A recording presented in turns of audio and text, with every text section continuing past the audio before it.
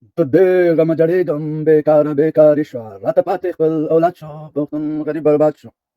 د دې غم جړېږم بېکاره بېکارې شوه پاتې خپل اولاد شو پښتون غریب برباد شو راځئ چې دا زمزمه درته مخکې نه وکړم چې پښتون کومه لاره اختیار کړې او پرې روان دی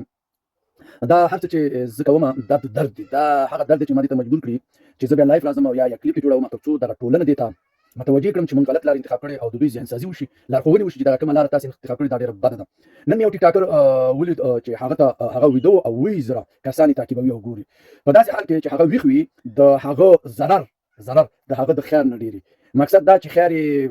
لږ او ضرر یې دومره زیات چې دی ویده وي نو وایي زره خلک د کار څخه ویستلي او دا ګوري نه پوهېږو چې دې خلکو کوم جادو کړی دی او په دې هم نه پوهېږو چې دا د عقل نه د خلاصېدلو انتها څومره چې دا خلک دومره د عقل نه خلاص دي او دومره قیمتي وخت په داسې خلکو باندې ضایع کوي چې دی وده هم دی خلک یې تعقیبوي بلکې یو کس نه وایي زره کسان په خدای حیران پاتې شي انسان چې سړی څه شی وکړي دوی ته څنګه لارښوونه کوي کوم الفاظ ورته وکاروي دوی باید په دې خبره پوه شي چې دوی ته پیغمبر نه راځي معجزې نه راځي باید پوه شي نو 2015 کال دی او 21مه پېړۍ ده لږ زره د الله څخه ډار پکار دی